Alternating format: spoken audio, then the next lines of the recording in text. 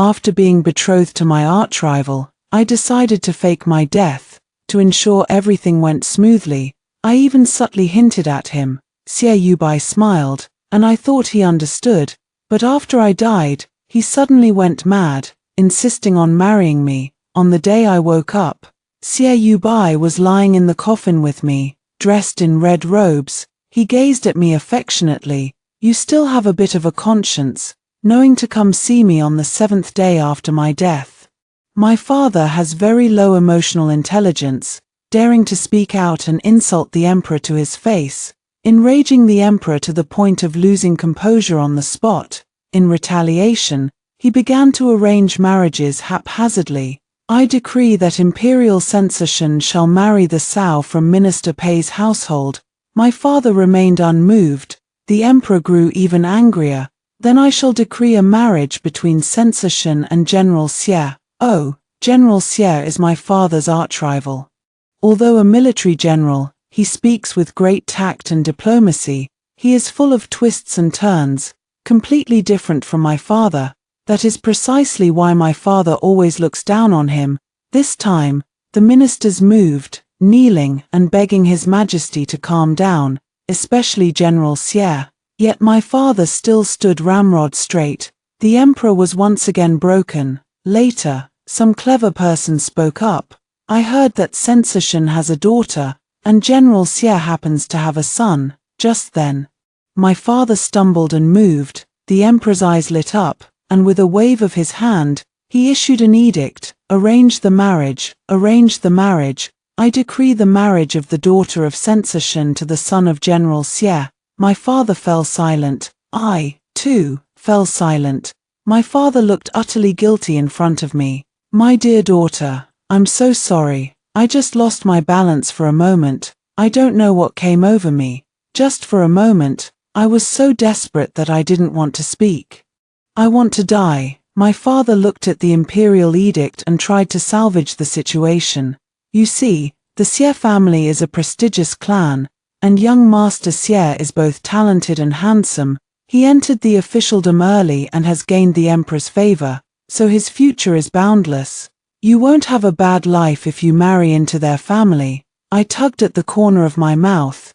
Yes, such a talented individual. If only he and I weren't sworn enemies. I truly am my father's child. In the court, he looked down on General Xie. In the school, I also looked down upon Xie Yubai, and began a decade-long dislike. Unlike General Xie, Xie Yubai was rigid, old-fashioned, serious, and dull from a young age. He could be called a little pedant. If you ask me, it's all about putting on airs. In my youth, I was playful by nature and would do outrageous things without a second thought. I was utterly unrestrained. So, not long after starting school, I inexplicably became the thorn in his side. Often, before the master even does anything to me, he starts lecturing me. He goes on and on in my ear. Miss Shen, a lady must be dignified and should not climb walls. Miss Shen, a lady must be elegant and should not curse. Miss Shen, a woman must. Just thinking about it makes my heart ache. This person is practically toying with me like I'm a worthless dog. If I were to marry into that family now, how many rules would I have to follow? Which of these daily rituals, morning and evening greetings, fanning the pillow and warming the bed, serving tea and arranging meals, can be omitted? I would go mad. I held my father's hand, my eyes pleading for help. Father, I don't want to marry. If all else fails, you could marry General Xie. Xie Yubai is also an option. Take your pick. After all, His Majesty is just angry with you. My father was speechless. After a long while, he gritted his teeth and said, "You really are my good daughter." I chuckled awkwardly. Just kidding. But Dad, is there really no other way? I looked at my father with pleading eyes. Then I started to sigh. You know, I lost my mother when I was young. Woo-woo. If my mother were still here. Stop, stop, stop. My father interrupted, looking troubled. But the imperial decree has been issued, and the emperor's word is final. It can't be changed. We can't have you fake your death to escape the marriage. Ha ha ha. My father also tried to make a joke, But I didn't laugh. Oh, feign death. Escape marriage. I suddenly understood. You can do that. I excitedly hugged my father. Dad, I love you to death. What a great idea. Your daughter is going to prepare to fake her death now. Let's get to it. For several days, I secretly searched the black market for a way to make someone play dead. A hefty price yields good medicine. I actually managed to find it. On the way home, I was in a good mood. Just thinking about the fake death medicine in my arms, I couldn't help but tiptoe as I walked. What a delight! What a delight! This good mood lasted until I saw Bai. He sat by the tavern window, drinking his sorrows away sip by sip. He looks utterly dejected. A surge of delight, no, sympathy instantly wells up in my heart, putting myself in his shoes. It's probably because the thought of marrying me makes him miserable too, even though I'm brilliant, gentle, considerate, witty, and as beautiful as a flower. But our personalities are too incompatible, and over the years, we have been at odds like fire and water. Now, with a single imperial decree, our lives are bound together. It's only natural to feel uncomfortable, I understand. After a moment of reflection, I was just about to look away when I saw Bai's gaze collide with mine. First came confusion, then sudden clarity. He immediately stood up and bowed in greeting. Miss Shin. He appeared every bit the modest and refined gentleman. It made me gasp in astonishment, even though he's almost drunk. He still remembers the rules. If I were to marry into that family, I would truly be finished. I gave Bai a forced, insincere smile. Bai was taken aback for a moment, then his expression darkened, and even the faint smile he had managed to muster earlier gradually faded away. Could it be that you're trying to stir up my old wounds? You, my friend. I was a bit annoyed, but he didn't dare to get angry. No choice. Whenever I think that the culprit is my father, I can't help but feel guilty. Alas, I'm wronged, and Bai is even more wronged. I stepped forward and clumsily patted his shoulder, then said with deep emotion, "What troubles you?" "Troubles me as well, Bai." He wanted to say something, but I stopped him, and turned his head toward the birds flying past outside the window. Look. Do you see those two birds? That's us. I watched the birds soaring in the sky, then each returning to their own woods, never to meet again. This arranged marriage may briefly bind us, but we are ultimately not birds of the same flock. Going our separate ways is our destiny. Understand? Just watch me when the time comes. I raised an eyebrow, feeling that my hint was quite tactful, and Bai, true to being the youngest top scholar of the dynasty, understood. Bai slowly blinked, his eyes gleaming with anticipation, her face even flushed red with excitement, a stark contrast to the sorrow and disappointment from just moments before. "Ah, really, you're really willing," I sighed with emotion. One person's heroic feat, two people's hopes. A heavy responsibility indeed. I nodded firmly, of course, seeing this. His smile grew even more uncontrollable. RG, he called my nickname in an improper manner. Look how happy he is. A man with no taste. After learning about Bai's attitude, my idea of faking my death couldn't be more resolute, just waiting for the wedding date to approach. And then I'll die once and for all. However, Bai seemed somewhat fearful, often writing to me to ask for my opinions on the wedding arrangements, afraid of disrupting my plans. I had no choice but to patiently reply, "All right, don't worry, everything is fine, don't be nervous, just follow my lead when the time comes, this matter is very simple." But the more I replied, the more nervous he seemed to become, and the more letters he wrote to me, too many for me to bother reading. I held my forehead. I shouldn't have told him in the first place. People who follow the rules are just cowards. Late at night, Bai was still looking over the wedding guest list. The thought of him marrying Shinji tomorrow kept him wide awake. Moreover, Bai took out those letters from the drawer, gently tracing the handwriting on them. They were brief, yet comforting. Even though it's your first time getting married too, you're telling me not to be nervous." Xiaobai chuckled softly, his gaze tender as he looked at the letter, but a sharp, urgent cry shattered this warmth. Young master, his personal attendant, Laifu, rushed into the study in a flustered state. Xiaobai frowned. "Why the hurry in the middle of the night? What's the matter?" Before he could finish speaking, Laifu said sorrowfully, "Young master, Miss Shun has passed away." For a moment, the news was earth-shattering, and even the sky timely split with a clap of thunder. It illuminated Xiaobai's instantly pale face. Xiaobai clutched the letter tightly, his hands trembling uncontrollably. He took a deep breath, struggling to steady himself. "Who are you talking about?" His voice was deadly somber. Laifu shivered in fear. "Miss Shenji, from the family of censorship." Before the words had even finished, Xiaobai rushed out directly. Xiaobai, who had always been proper and never impolite in his life, ultimately lost his composure. During the curfew, he sprinted wildly through the streets. Faster, even faster. Xiaobai stared fixedly at the eaves of the Shun residence in the distance, but when he arrived, all he saw was a sea of white. The servants of the Shun family were bustling about, arranging everything, with white silk fluttering in the air like ghosts.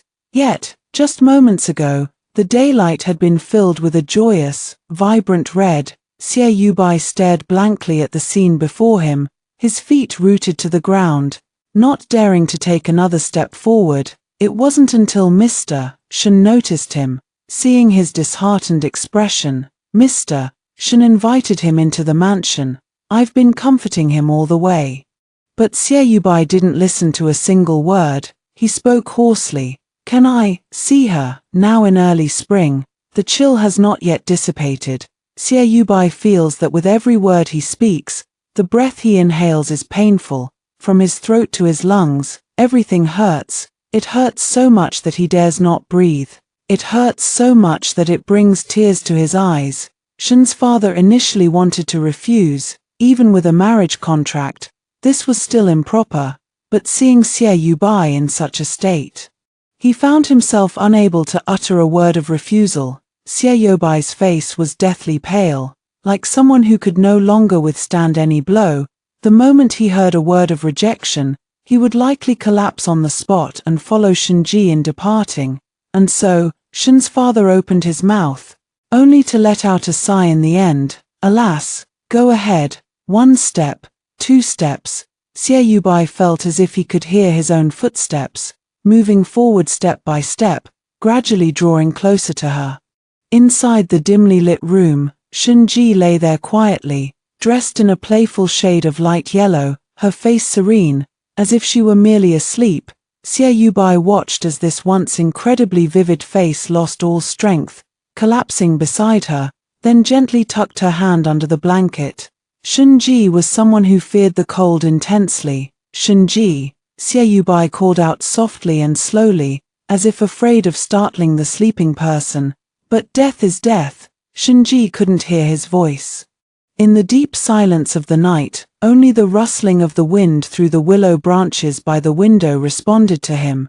"Shenji is dead, uncle," Xiaobai murmured, tears streaming uncontrollably from the corners of his eyes. "She died so suddenly. How did Shenji die?" Xiaobai thought that if there were any hidden circumstances, he would go to the ends of the earth and even to the underworld to avenge her. But after a moment of silence, Shun's father simply said, "A sudden and severe illness, a cold illness took Shenji away, just before the approaching spring." So Xiaobai had no one to blame. After much thought, he could only resent that spring had come too late. It had taken Shenji away so effortlessly. Shun's father approached the man and comforted him, saying, "It is my daughter who lacks the fortune to be united with young Master Xie in marriage." Upon hearing these words, Xiaobai's dark eyes suddenly lifted, revealing a sickly obsession within them. "No, the wedding shall proceed. I want to marry her." To be honest, the effects of the fake death pill are truly remarkable. After taking it, I was completely unaware, as if I had slept a long, deep sleep, however, after not eating for 7 days. My body was already extremely weak when I woke up. I fluttered my eyelashes and opened my eyes, only to find darkness all around me. After I died, they couldn't even spare a light. Saving energy and reducing emissions, I strained my voice and shouted, "Father!" Silence fell. Strange, according to the plan, he should be by my side at this moment. I immediately sensed something was wrong. My heart skipped a beat, and I began to grope around, but before I could start exploring freely, I realized this place was too cramped, square and boxy. Like, a bad thought popped into my head. No way, Dad, you haven't dug me out yet, have you? I tried to reach up a bit. Empty. Hey. The coffin lid isn't closed. Then I'm relieved, at least not underground. I slowly got up and was about to crawl out when I suddenly touched a hand. I shuddered all over and instinctively pulled back, but before I could succeed, that hand had already found my fingers, then slipped between them until our hands were tightly intertwined. Fingers locked together. Who is it? In an instant, I didn't even care that I hadn't eaten for 7 days, struggling with all my might, my hands moving so fast they almost left after images, but I still couldn't break free. I was on the verge of tears. Bro, sis, what are you trying to do, you? The person lying beside me spoke up, interrupting me with a voice that was hoarse, low, and seductive. Oji. I froze. This person knows me, I quickly said, since we all know each other. Could you let me go first? Buddy, where is this place? But the man seemed to ignore my words and suddenly pulled me back into the coffin.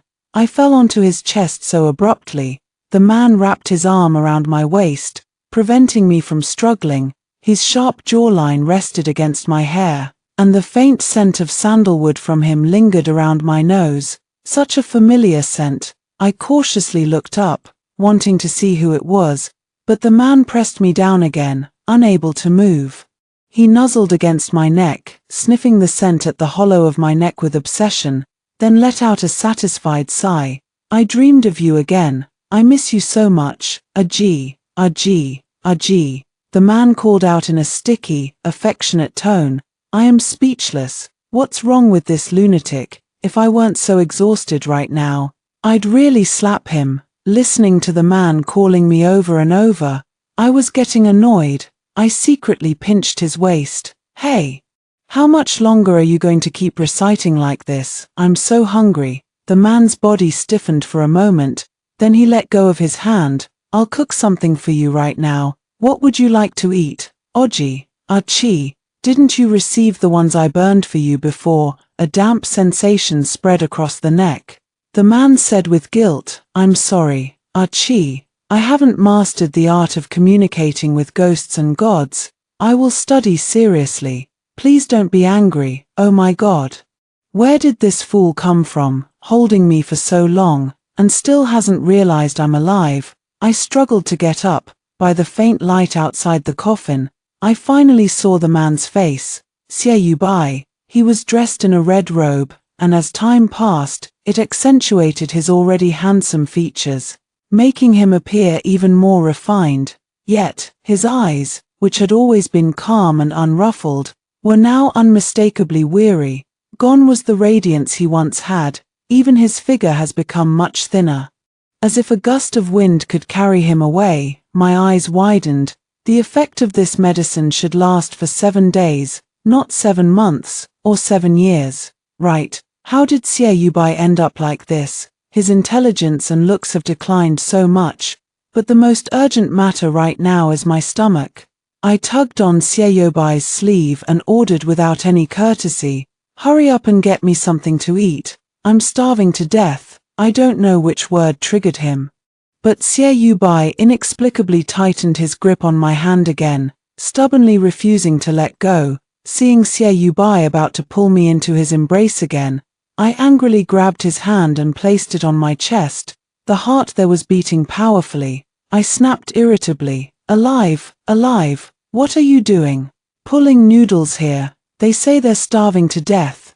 The air froze for a moment. Bai's gaze gradually cleared, followed by a gulp in his throat. As he stared in disbelief at the faint pulse coming from his hand, alive, after enjoying a hearty meal, I finally began to deal with the current situation. I looked at Bai, who had been staring at me unabashedly from the very beginning, with a puzzled expression. Why am I at your place? And you're even wearing a wedding dress. Has the emperor made up his mind to arrange a marriage between us? Even a ghost marriage is acceptable. And what about my father? I frowned.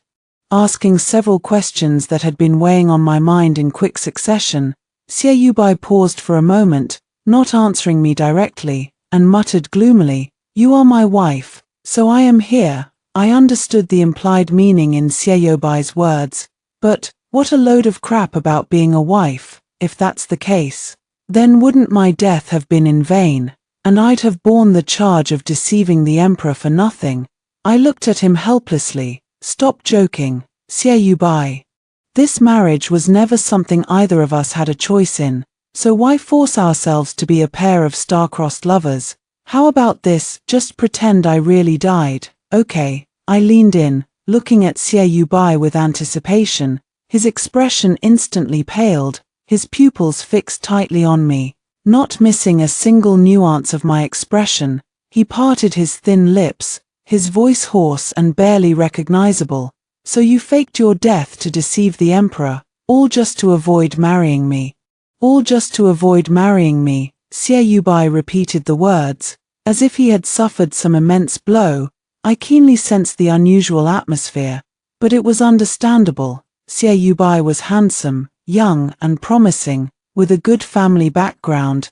Countless people in the capital were infatuated with him. Now hearing me say so bluntly that I won't marry, he must feel his pride is hurt. I thought I understood and explained to him, I've always been used to being carefree and dislike following rules. While your family, especially you, values rules the most. We've been arguing since we were kids. My father and your father also don't see eye to eye in the court. We two are completely incompatible. I patted Bai's shoulder. You deserve someone better. The man's eyes reddened, feeling his heart constrict, his throat choked, each word he spoke seeming to be forced out with great effort. What about that day at the tavern? You said the wild geese flying in the sky were just like us. Wild geese? A flicker of confusion crossed my face. The bird of loyalty. Suddenly, it all clicked, and I waved my hands frantically at Bai. That's not what I meant. I immediately explained the hint in my words that day. Bai listened, a self-mocking curve tugging at the corner of his mouth, his chest feeling unbearably heavy, each returning to their own forest, each going their separate ways. He looked at me with sorrow. Unable to speak, his previously straight spine now slightly bent, making him appear even more gaunt. I had never seen Bai in such a state. The atmosphere dropped to freezing point, chilling to the bone. I tried to lighten the mood with a joke. Bai, don't be so sad, you almost made me think you liked me. Ha ha ha, I laughed awkwardly, but no one joined in. I think I understand my father now. The redness in Bai's eyes grew increasingly terrifying. With a stubborn madness hidden in his gaze, I just like you. I like you so much that even if you die, I will still marry you. I like you so much that even if you die, I won't let you go. What do you think? I am speechless. I mainly want to run. I also think you're definitely crazy. I looked around, restless and uneasy. Ha ha ha, the moonlight outside is so beautiful and bright. Maybe I should see if I can just walk back like this. Ha ha ha, I stood up to leave, but Bai stopped me. He pulled me into his arms, then boldly pressed his warm lips against mine with an unprecedented determination. He slowly ground his lips against mine, deliberately biting the tip of my tongue with his canine teeth. A drop of blood spread between our intertwined lips and tongues, turning into a sweet, metallic catalyst. I resisted in shock, but the more I resisted, the heavier Bai's biting became. For a moment, pain and pleasure had already blurred my vision. I don't know how long it had been before he slowly let go of me, I immediately took a step back and slapped Xie Yubai right across the face. The crisp sound was especially piercing in the deep night. His face tilted slightly to the side, his hair covering half of it. I wiped my lips fiercely, furious and humiliated, shouting, "Are you crazy?" Xie Yubai curled the corner of his lips, carrying a sense of reckless madness. "Shenji, I am that kind of madman. Are you afraid of me?" The atmosphere was tense, the air stagnant, the surroundings were terrifyingly quiet. I stared at Xie Yubai with wide eyes. In the end, it was Xie Yubai who gave in. He looked at me silently, his eyes flickering with a mix of emotions, and let out a self-mocking laugh. "Forget it. It's too late today. Tomorrow, I'll invite Sensei Xie to come see you. He looks like he's about to break, however. What's with this broken puppy literature you're pulling in front of me?" Seeing Xie Yubai calm down, I stopped feeling intimidated again. I glared back fiercely, hands on my hips, and retorted, "What am I afraid of? Xie Yubai, if you know you're crazy, then keep yourself contained and bother others less. Don't put on that act. You're the one who kissed me, and you must have enjoyed it to death. I haven't even said I'm at a loss, so what are you complaining about? Haha." Perhaps not expecting me to act this way, Xie Yubai was momentarily stunned. Seizing the opportunity, I walked into the inner room and took over the entire bed. "You must send me back tomorrow, and you stay outside, don't come near me. Did you hear me?" With that, I burrowed completely under the covers, ignoring Xie Yubai, fierce and imposing. But as soon as I got under the covers, I instantly lost all my strength, hugging my weak self. "Oh, Dad, Xie Yubai has gone mad. He smeared me with his saliva. Help, RRR. I was tormented by this kiss and couldn't sleep well, and since I had already slept quite a lot over the past 7 days, I got up early the next morning. The moment I appeared before the crowd, it was truly terrifying. Those who saw me screamed in panic. Some even tried to use talismans to destroy me. I was subjected to exorcism rituals. Ha ha ha, wonderful, wonderful. I just waited helplessly for my father like this. The moment I saw my father appear at the door, I stood up excitedly. Father, seeing me, my father was also excited. Daughter, we, father and daughter, just held each other and cried bitterly. I'm so miserable, waking up to nothing but troubles. But Dad, why are you crying? I looked at my father with confusion. My father wiped away a tear with genuine emotion. I feel so much empathy. Ever since you faked your death, I've been dealing with a bunch of messy situations too.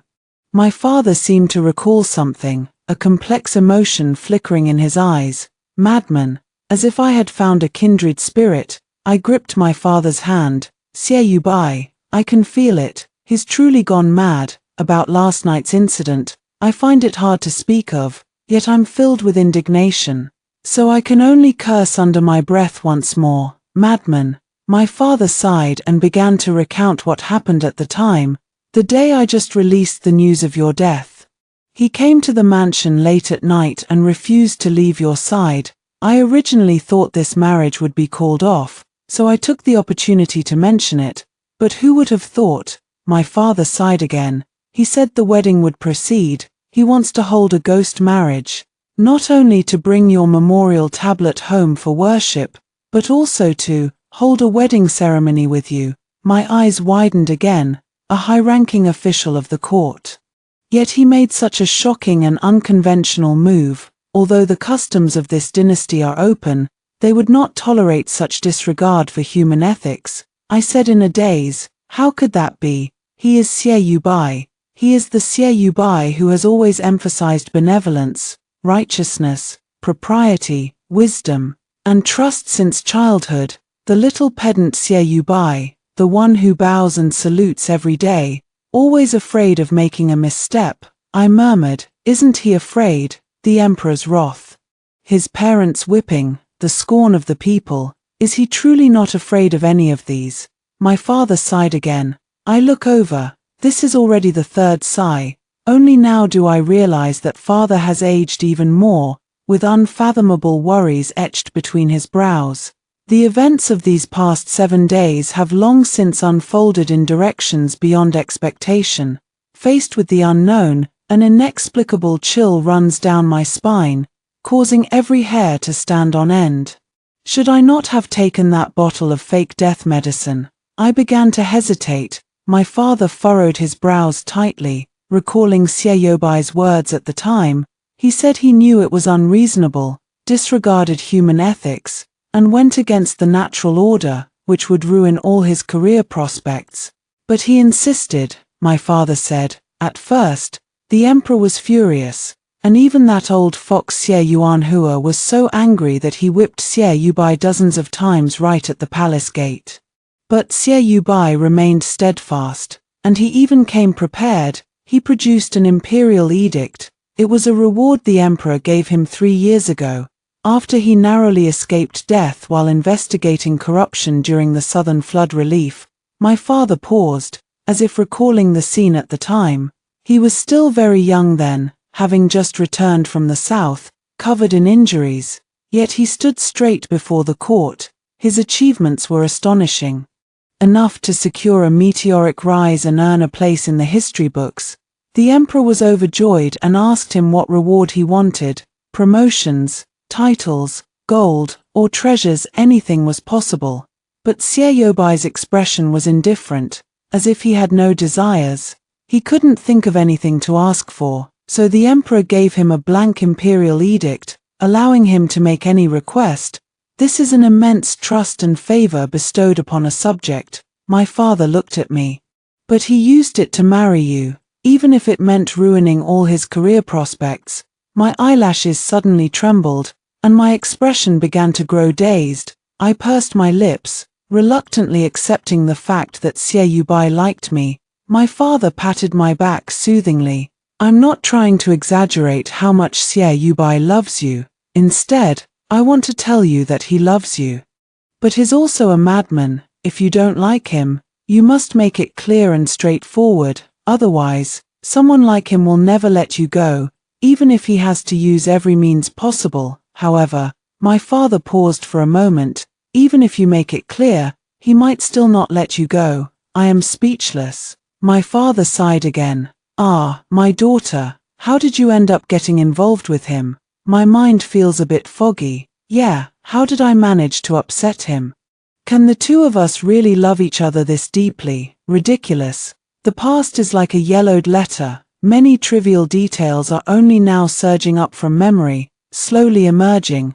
I suddenly recall an insignificant little thing, from the days when I had long been at odds with Xiaobai. As usual, I climbed the wall to sneak out and play, but when I reached the highest point, I saw Xiaobai sitting in a room very close to me, watching me expressionlessly. I don't know how long it had been. His eyes were as cold as ever, and when he noticed I had seen him, he just closed the window indifferently and impatiently. I pouted and rolled my eyes in his direction. TCH, what a show-off. But in a moment of carelessness, my foot slipped. I fell right off the wall. I was so scared I couldn't even make a sound, letting out only an before closing my eyes and bracing for the pain. The pain didn't come. Instead, I fell into a tall, warm embrace. The scent belonging to Xiaobai forcefully invaded my senses, enveloping me without a single gap. I just stared blankly at Xiaobai, who had suddenly appeared before me. My heart inexplicably began to race. The young man's features were delicate and refined as jade, exquisitely handsome beyond compare. Yet his expression was far from pleasant, cold as if frosted over, but with a furrowed brow that seemed to seethe with anger. He spoke coldly, his words laced with venom. Anyone would think you were trying to kill yourself just now. I am speechless. I immediately suppressed the strange feeling that had just arisen in my heart. I was unhappy and struggled to get up. Not at all. Xiaobai took a deep breath, his chest rising and falling, but his hands unconsciously tightened, trapping me within his arms, unable to move. Don't go weak in the knees yet. I'll let go in a moment. The tone was stiff, a blatant mockery. I was so angry that I cursed all those privately given nicknames right in his face. Let go of me. cold-hearted stickler, dead ice block, stinky you-bai. In the end, I can't quite remember how the two of us finally separated, but it certainly wasn't a pleasant scene. From then on, the relationship between the two of us grew increasingly strained, but if I had been a bit more careful that day, I would have noticed the boy's equally flushed ears. I sighed, burying my head in the pillow, trying not to dwell on those old memories. After all, the love of youth was too faint. Even if I had known, it might have brought only a fleeting moment of pride, not enough to stir even the slightest ripple now. Just as I was lost in thought, there was a sudden noise outside the door. I leaned out and immediately caught sight of the hem of Xiaobai's clothes. What is he doing here? Driven by some subconscious impulse, I closed my eyes and pretended to be asleep. In the darkness, my senses gradually sharpened. Xiaobai moved quietly, yet each step felt as though it was treading directly on my heart. The sound of tapping was sometimes heavy, sometimes slow. My breathing inexplicably skipped a few beats. Xiaobai slowly walked to the bedside and then slowly leaned down. After a few seconds of stillness, I felt a scorching breath on my face. Too close. My eyelashes fluttered slightly, carrying a hint of unease about the unknown. If Xiaobai dares to kiss me again, I'll definitely slap him once more. This time, I'll use all my strength, I thought to myself. But it didn't. The heat on my face felt like an illusion, lasting only a few breaths before vanishing without a trace. Xiaobai straightened up. Just as I breathed a sigh of relief, I felt Xiaobai's cool fingertips tracing a delicate path from my eyebrows and eyes, down the bridge of my nose, over my lips, and then along my neck to my collarbone. His other hand gently enveloped mine, which lay resting on the bed, with a gentle, tingling tenderness. My heart suddenly trembled. Finally, he pressed his head against my hand, holding it even tighter, like submission, yet also like relief. Scalding tears fell on the back of my hand, as if they were about to burn a hole through it. Then they slid all the way down to the ground. Plop! The sound was especially distinct in the quiet room. Xiaobai murmured, his words carrying a tangled web of affection. Thank goodness you're still alive. I couldn't help but shrink back. My throat felt inexplicably clogged, as if stuffed with damp cotton. Words stuck on the tip of my tongue, yet not a single one could come out. My heart ached with a sharp pang. I dislike Xiaobai. I'm not fond of him. And sometimes I even secretly wish for him to have a bit of bad luck. I even thought that seeing Xiaobai in such a sorry state would make me happy and proud. No, yet, I too felt so distressed that I was almost on the verge of tears. How strange. When people talk about Xiaobai, they all praise him for his noble character, uprightness, and elegance. As unattainable as the moon in the sky, he is the epitome of a noble young master from a prestigious family. Is it worth it for someone like you to be buried in desire? I opened my eyes and looked at the scene before me. Xiaobai's usually cool and indifferent face was now hidden in the shadows, his lips a thin red, the corners of his eyes moist. As he knelt gently and obediently by the bedside, lowering his head like a devout believer, for a one-sided love affair that no one knows about, to humble oneself to such an extent, is it worth it? I blinked, raised my hand to wipe the corner of his eye, my voice unusually gentle. Xiaobai lifted his head, slowly shifting his gaze to meet mine, as if pondering whether this is an illusion or reality. I continued, if I were truly dead, would it be worth it to abandon my future reputation? An entire life just for a memorial tablet and a corpse? I looked at him in confusion, but deep down, I already knew the answer. It is worth it, because Xiaobai had already done so. Then, in the next second, I heard Xiaobai's resolute voice. It's worth it. It has always been worth it. But I don't understand what makes it worthwhile. My family is not from a prestigious lineage, and I am not a noble lady from the capital, so I cannot offer any assistance to Xiaobai's career. I may have a bit of cleverness, but I am not particularly wise, and my personality is rather flighty, hardly the kind of virtuous wife society expects. The only thing worth mentioning is that rather unpleasant time we spent as classmates. Is that all there is to it? Then this high and mighty flower is too easily broken. Xie Yubai pursed his lips. As if seeing through my disbelief, he retorted, "So, do you think it was worth it now? Nothing has changed. Your fake death medicine was bought in vain. Your plan failed. You still married me, and you are now recorded in the Xie family register as my lawfully wedded wife. Do you think you can accept all of this?"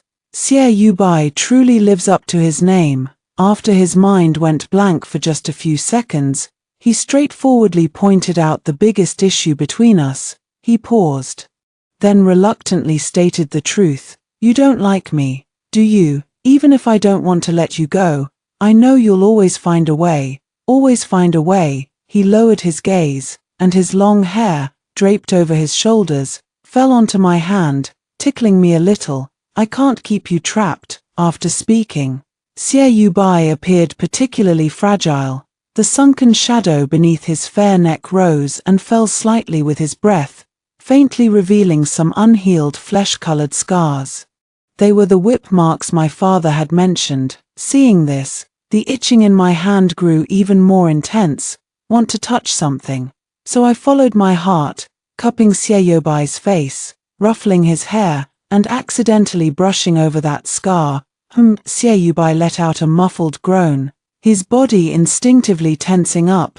Then, he naturally lifted his gaze, as if offering himself as a sacrifice, his expression burning with fervor, almost reverent. "Oji." Xie Yubai's throat bobbed, the two words seeming to linger between his lips and teeth, sticky and clinging. Under the dim, hazy light, shadows fell across his face. Upon closer inspection, one could still see Xie Yubai's trembling long lashes and his rosy, thin lips. For some reason, I was reminded of that kiss again. "Xie Yubai," I called out, before Xie Yubai could even utter the word here. I kissed him. I have always followed my heart, so it's perfectly normal for me to want to kiss him because he's just too alluring.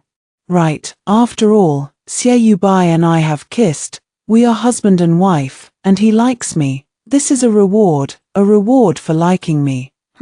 I comforted myself like this, then continued to immerse myself in the kiss. Xie Yubai's lips were soft, carrying a faint coolness, unlike the intensity of that day. Tonight he simply lifted his head higher, allowing me to take control, so I slowly explored and tested, then willfully withdrew, until our breaths were filled with each other's scent. Xie Yubai's lips were sweet. I feel the slight numbness on the tip of my tongue and silently evaluate. I remain silent, while Xie Yubai stares at me without blinking, his dark eyes gleaming. After a moment, he opens his mouth, seemingly a bit shy to speak, yet his words are clear and distinct. "Oji, kiss me. You have to take responsibility for me." Responsibility? There's such a thing.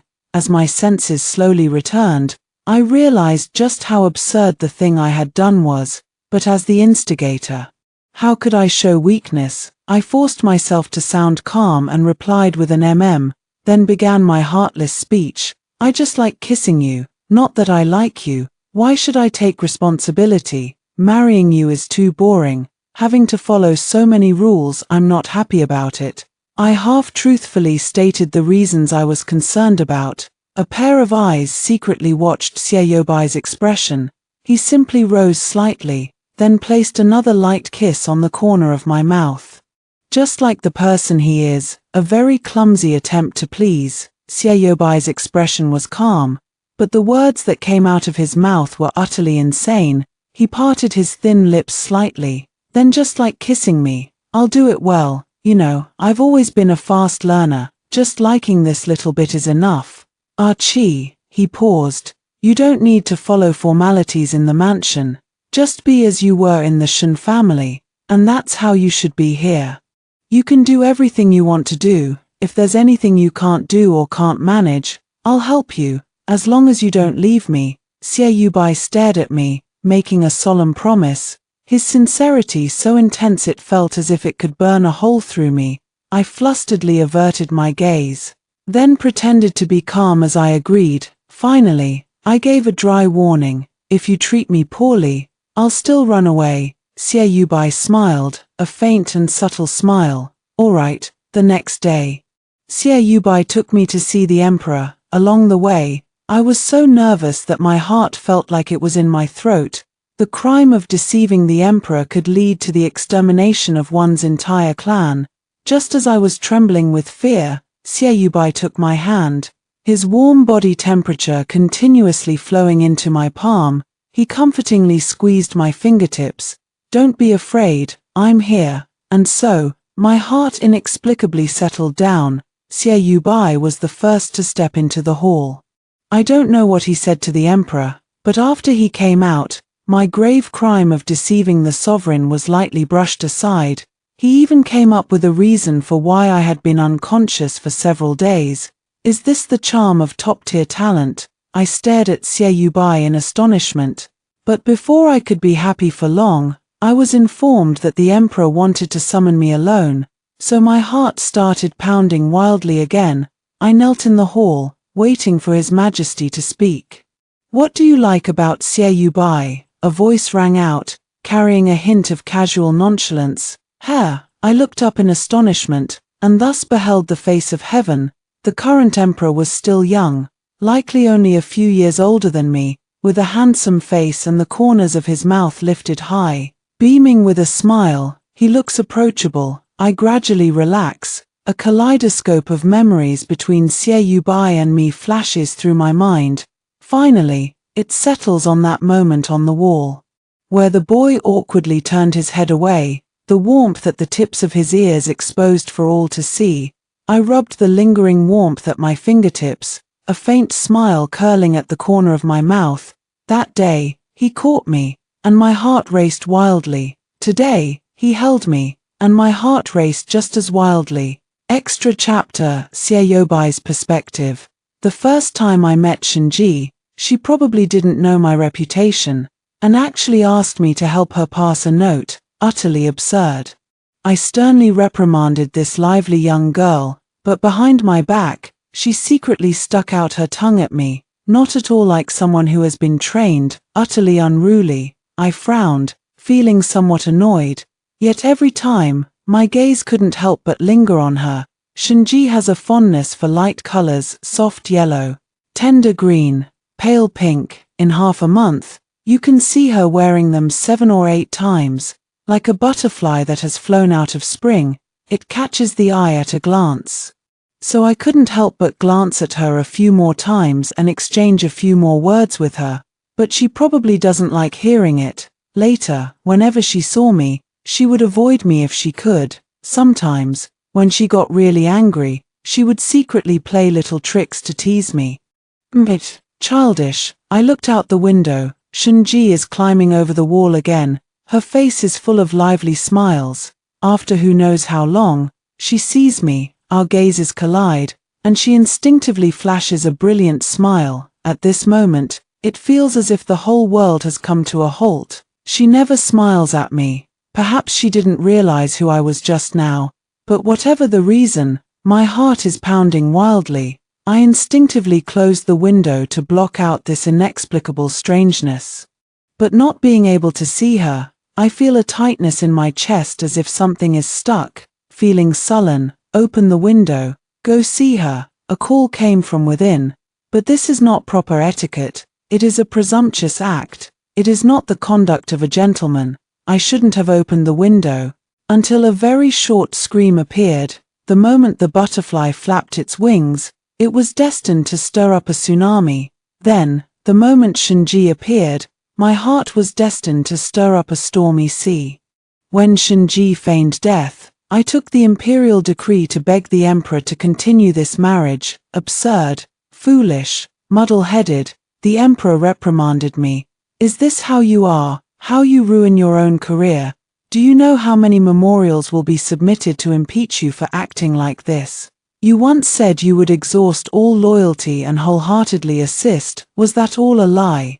I know all of this, but she is dead. I lowered my gaze, my eyes like muddy water in a silt-filled pond. Finally, His Majesty sighed and asked, "What do you love about her? What exactly is love, that it drives you to this?" This issue was beyond my expectations, so I rarely showed a hint of confusion. What is love? I remembered Shinji, dressed in a light green dress, bouncing towards me. I thought of Shinji covering her ears, annoyed with me, and that year on the wall, Shinji fell from the sky. Then, without blinking, she looked at me. What is love? Love is all those things you thought were unimportant, could be ignored, trivial, suddenly surging toward you with overwhelming force one day. You were caught off guard, left with no choice but to be helpless, in the end, with shyness and reluctance. Yet inevitably, I had to admit it openly. I love her, but she doesn't love me. But it doesn't matter. Capturing a butterfly originally requires immense patience, and I have always been a patient hunter. Water accumulates to form a deep pool, and sand gathers to build a tower. The butterfly will eventually fall into my hands. Let's start with my father-in-law losing his footing. I look out the window, a hint of a smile in my eyes. The orioles fly and the grass grows tall. Spring has arrived. After hearing the first story above, what are your thoughts? Feel free to share your opinions in the comments section. Next, there is another similar story. Let's continue to see. I am the most idle and lazy illegitimate daughter in the family. My legitimate sister sent me to seduce the fierce and stern general. I was dumbfounded when I heard her command. I still had the crab roe bun stuffed in my mouth, not yet swallowed, her cheeks puffed out as she stared blankly at her elder sister. Me. The highly decorated general intended to propose to my elder sister. However, my elder sister was determined to marry the refined and elegant top scholar, and she simply looked down on him as a rough and uncouth man. The general was highly favored by the emperor. If he really intends to propose, my family cannot refuse. My elder sister came up with a wicked plan. She wanted me to stake my innocence to force the general to marry me. I returned to the courtyard with a worried expression. My mother calmly sewed clothes for me. Seeing me sighing, she smiled and said, "You're not skilled in music, chess, calligraphy, or painting, and all you do is eat, drink, and have fun all day. How could the general possibly take a liking to you? Don't worry about things that haven't happened yet." I retorted indignantly, "Mom, don't underestimate me. Maybe with just one move, I'll captivate the general so much that he'll be determined to marry me and no one else." My mother rolled her eyes and held the clothes up to me to check the fit. She patted my soft belly and said angrily, "Eat less, you've gained weight again." As she spoke, she let out the waist of the dress a few more inches. The maid Ping Ping brought in a bowl of hot and fresh 3-flavor wontons. I smelled the aroma and happily kissed my mother on the cheek. My mother said with disdain, "If you keep getting this fat, you really won't be able to marry." I tugged at her sleeve and cooed, "Then I won't marry anyone. I'll stay with you for the rest of my life." My mother poked my forehead, chiding me for talking nonsense. That night, I didn't go back, but stayed in my mother's room. My mother fanned me, driving away the summer's oppressive heat. Her delicate brows furrowed slightly as she stared blankly at the patterns on the bed canopy. Lost in thought, I took out the bracelet I had hidden in my embrace and slipped it onto her wrist, saying with a smile, "Happy birthday, Mother." With reddened eyes, my mother held me tightly. I leaned on her shoulder and whispered, "Mother, don't go to the head wife to plead. Trust me, I can handle this matter." Among the 3 concubine-born sisters, I don't rank high in terms of looks. In terms of talent, I'm even worse. Yet, the legitimate sister chose me to seduce the great general. It's clearly the First Lady who sent her. The First Lady wants to force my mother to join her side and compete with the newly arrived concubine Zhao. Concubine Zhao has recently gained my father's favor and is subtly disregarding the First Lady. Even the daily morning and evening greetings, she always finds excuses to skip. The head wife couldn't swallow this insult and forced my mother to come out of seclusion. You should know, 3 years ago, my mother was the champion in the inner chambers.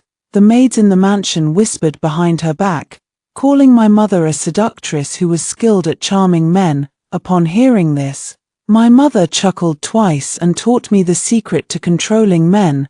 The first wife regards the master as her husband, respecting and loving him deeply. Concubine Wang treats the master like a money bag, always catering to him.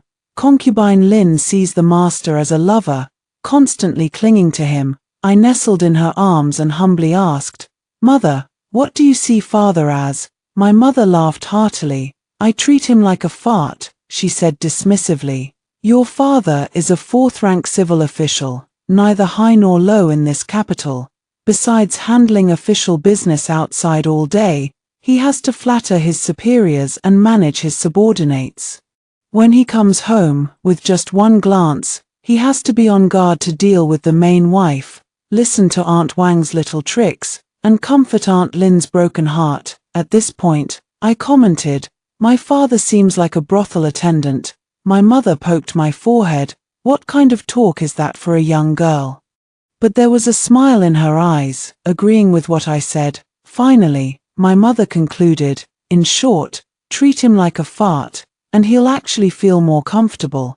But in this inner household, when someone gains favor, someone else loses it. My father came to my mother's place more often, leaving Aunt Lin's side feeling empty. 3 years ago, my mother was pregnant. She suffered a miscarriage due to the secret schemes of Aunt Lin. My father was furious and ordered Aunt Lin to be dragged into the courtyard and beaten to death. It was only because my mother pleaded for mercy that her life was spared, and she was sold off overnight.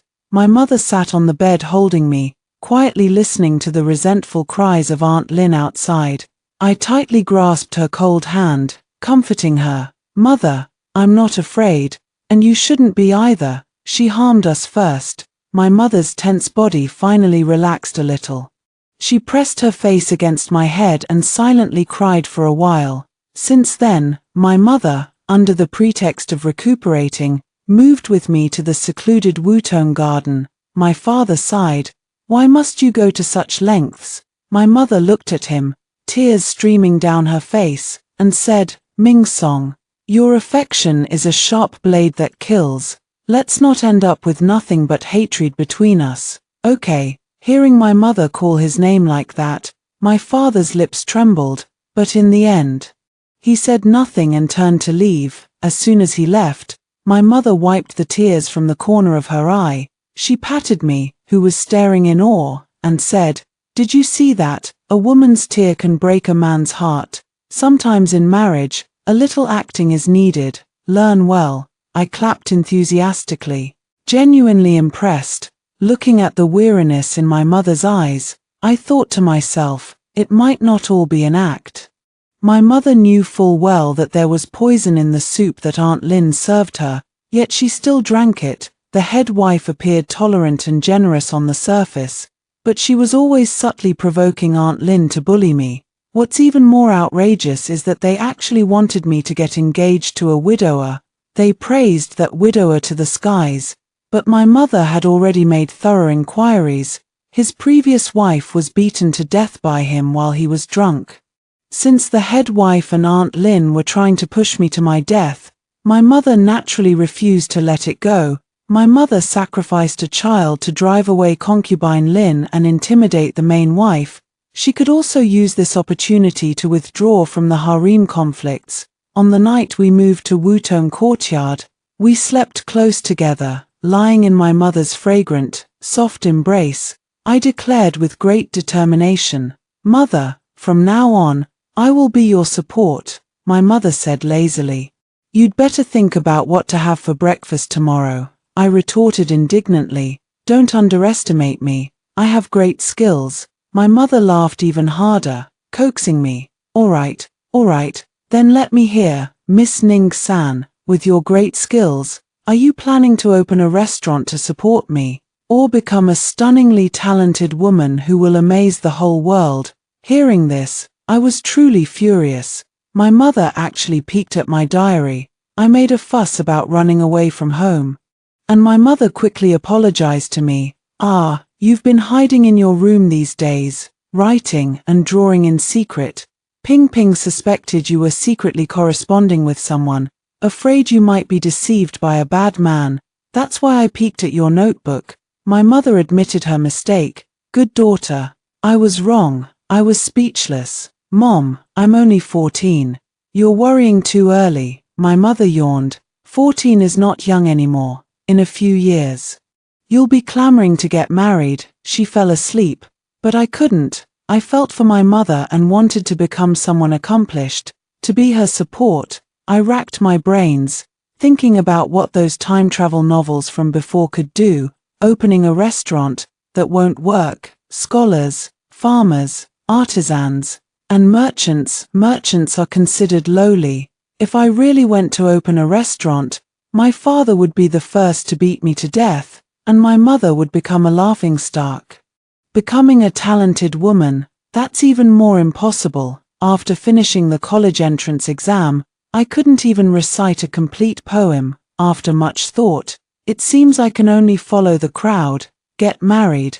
Marriage is the lifelong career. Only if I marry well enough can my mother live a good life in the household. Since the incident of my mother's miscarriage, our lives have indeed become much calmer. During the 3 years I spent secluded in the Wutong garden, I diligently studied the ways of being a wife. I was single-mindedly determined to find myself a suitable husband. In ancient times, being someone's wife was considered a profession. It's not easy to juggle the roles of HR, finance, and general manager all at once. And my job search intentions are very clear. That is to find a company with strong financial resources and simple interpersonal relationships to join. So when my sister asked me to seduce the general, I pretended to be ashamed and angry on the surface, but inwardly, I was over the moon. The general is highly skilled in leading troops into battle, with formidable personal competitiveness. Now, he is also highly favored by the emperor and has amassed a considerable fortune. The general has no siblings, which spares him from many disputes. He is an orphan who grew up relying on the kindness of many, and I don't have to serve in-laws either. It matches my job aspirations by 90%. It's simply perfect. Most importantly, my educational background is already set in stone. In the circles of the capital's elite, people value literary skills over martial prowess. During a blind date, both parties would recite poetry and compose couplets to test each other's cultural literacy. Men and women without education found it difficult to discuss marriage.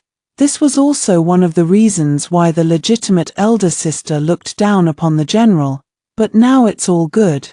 The general is not a cultured man. I'm not cultured either. With two uncultured people like us together, let's not judge each other for being shallow. So, long before my legitimate sister suggested that I seduce the general, his name has been circled in red by me and placed under my pillow for a long time.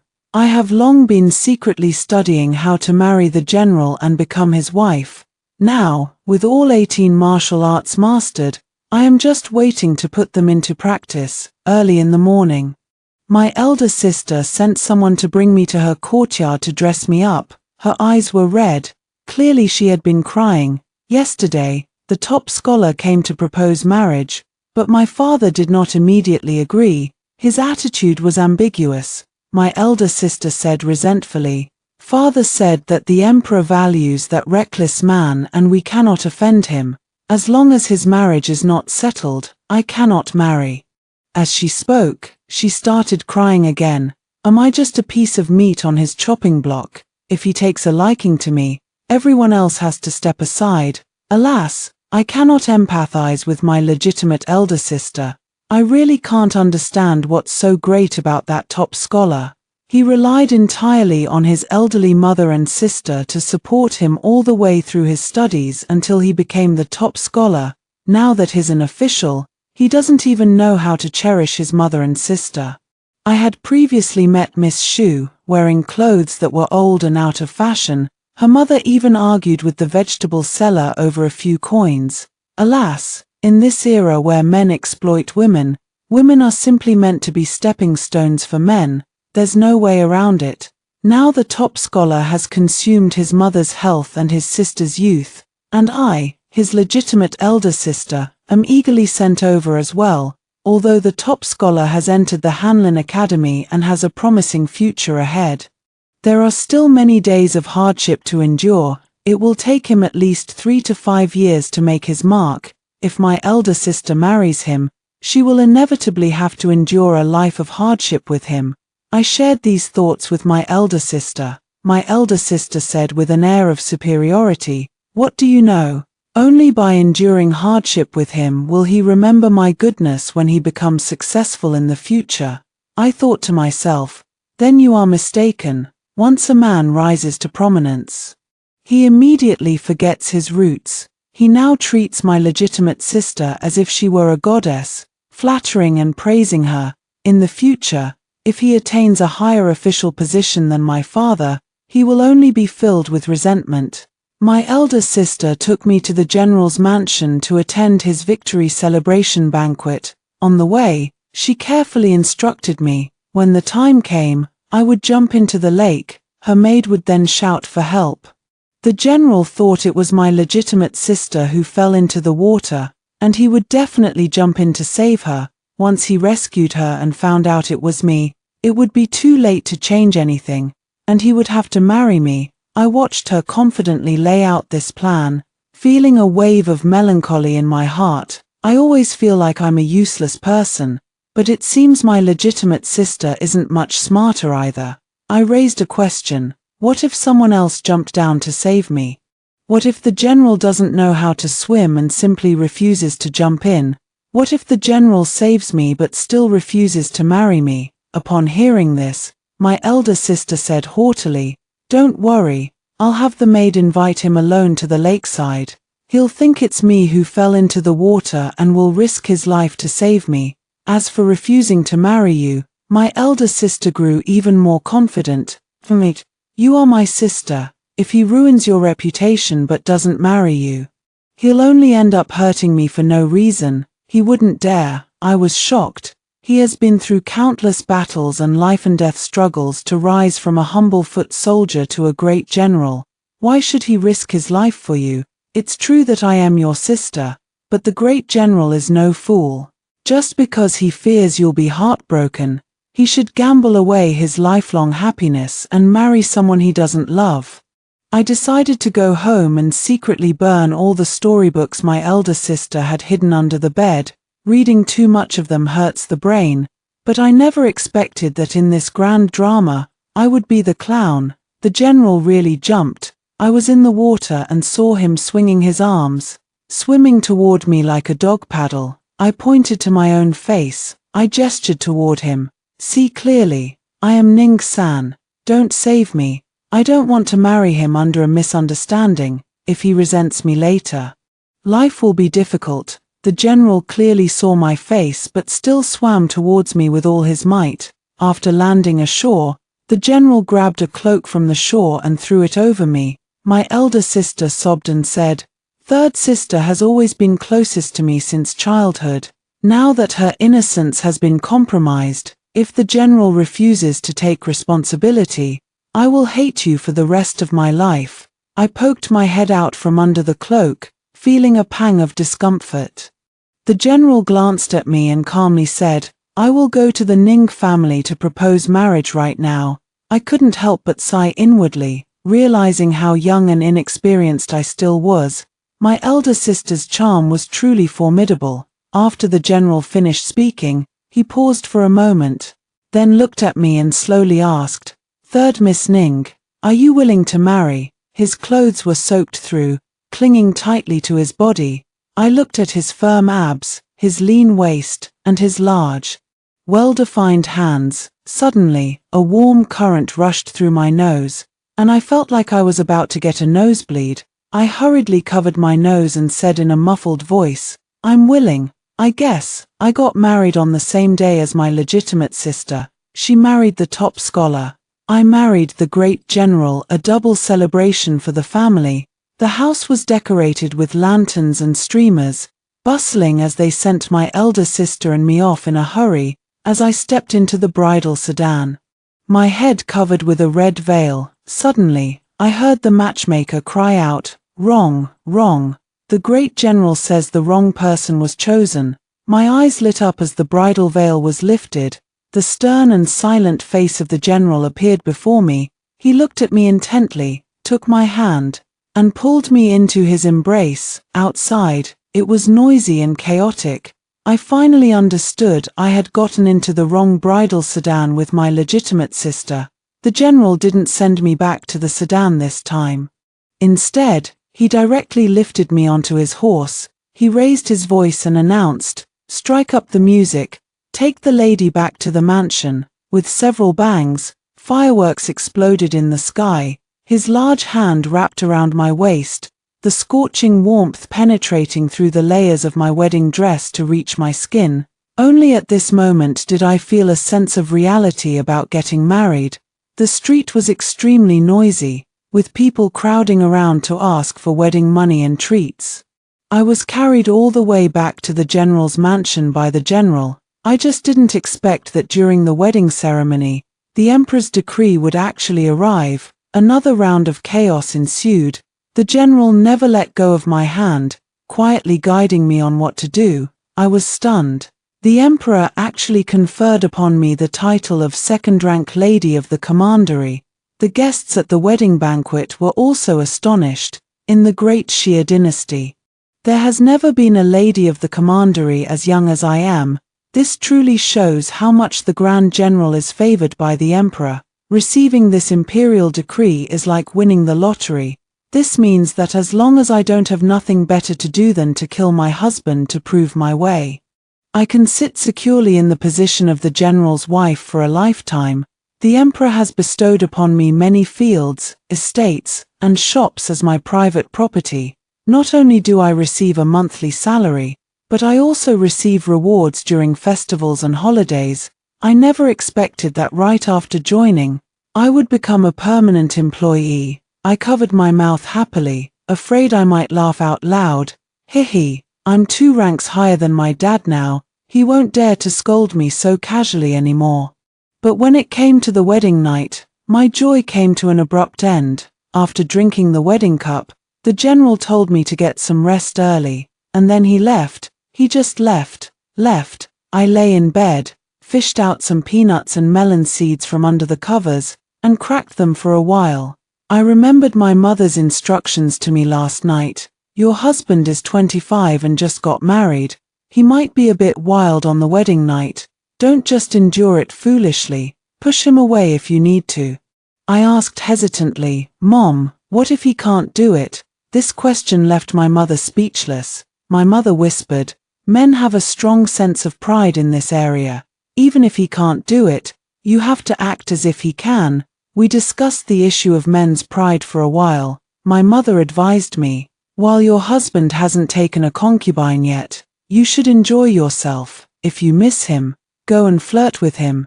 Don't just stay alone in an empty room, wasting your youth." That's absolutely right. I can be a widow, but I can't be a living widow. His heart belongs to my elder sister, and I have no objection, but his body, at least, should be left to me. I had Ping Ping inquire about the general's whereabouts and then slipped out to find him, unexpectedly. The general was actually practicing swordplay in the courtyard. He was bare-chested, wearing only a thin pair of trousers. The wind howled, and under the bright moonlight, I crouched behind the flower bushes.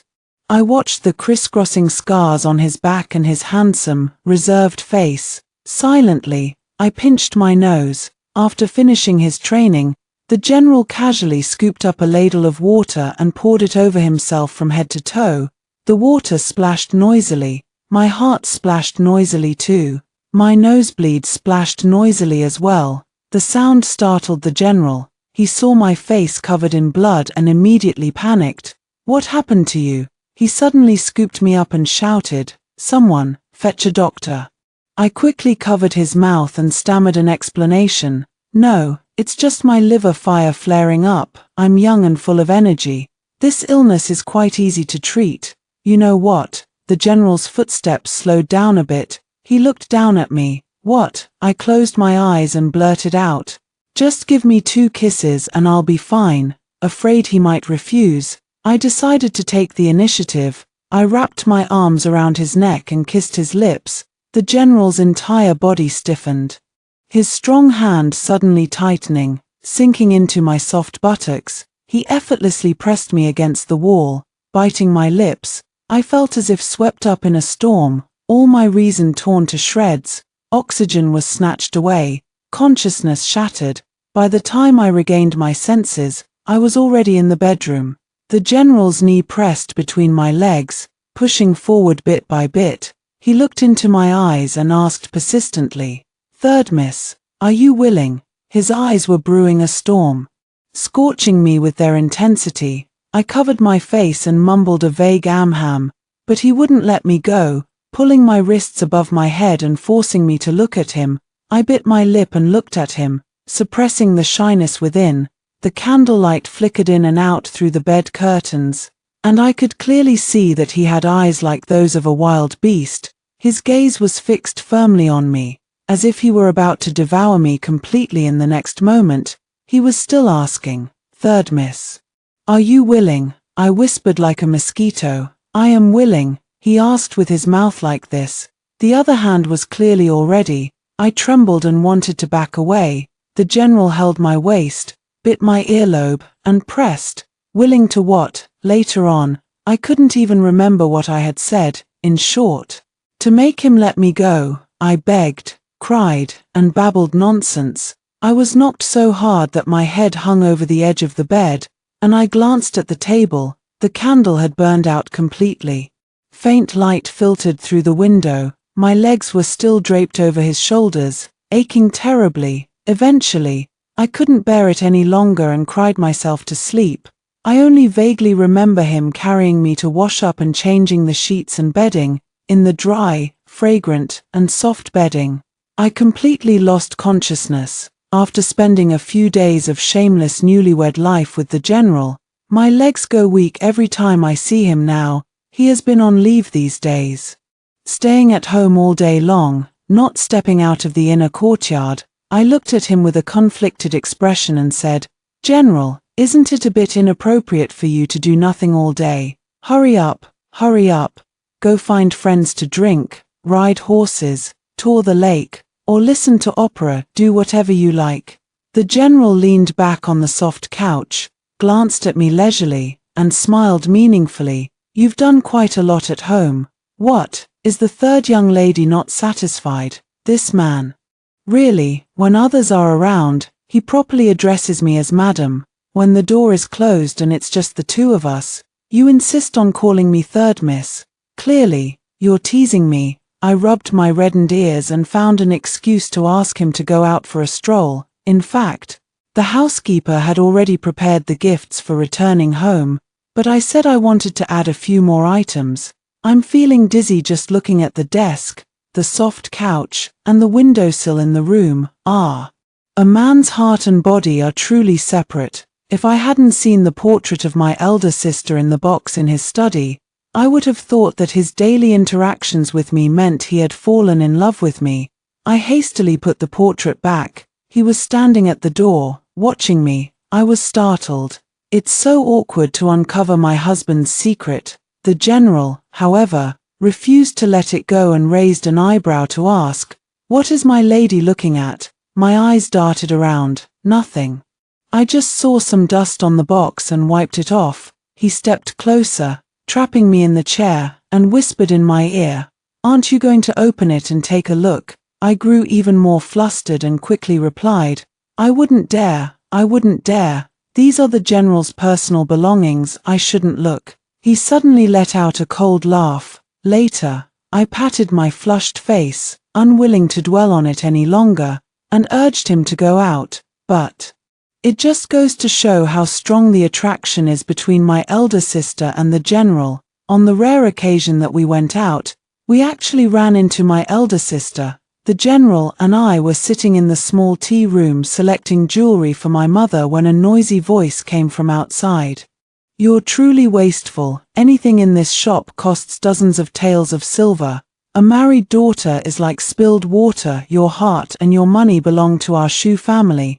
But Xiaoa and I still need a few pieces of jewelry, so it's fine to take a look. I heard an unpleasant voice and quietly peeked outside. It turned out to be my legitimate sister's mother-in-law speaking. Even makeup couldn't hide the weariness on her face. Her mother-in-law and sister-in-law picked out a lot of jewelry, casually spending hundreds of taels. My elder sister held back her tears and said, "Mother, today we came to pick out a gift for my mother." Her mother-in-law slammed the silver bracelet in her hand onto the table, rolled her eyes, and said, "I've worn this for many years, and it was blessed by a master. I'm giving it to your mother." Her sister-in-law lovingly stroked the gold bracelet on her wrist and urged, "Sister-in-law, go pay for it quickly."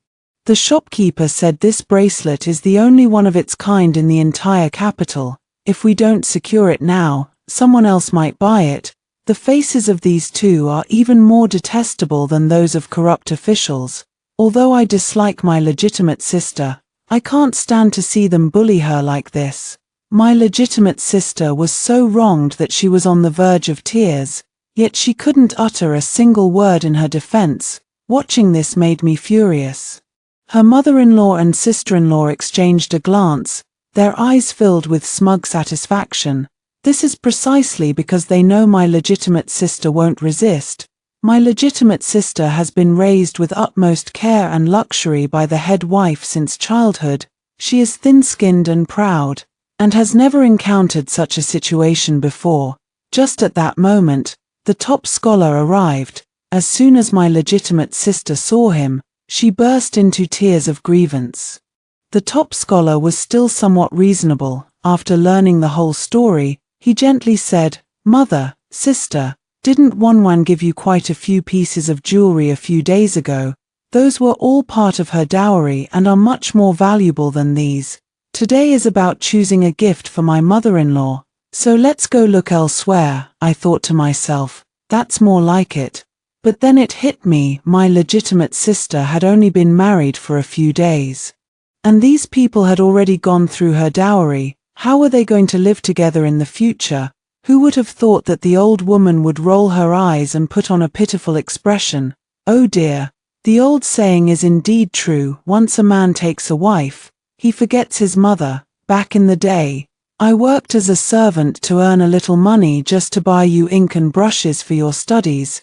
Your sister never dared to buy a new set of clothes all year round.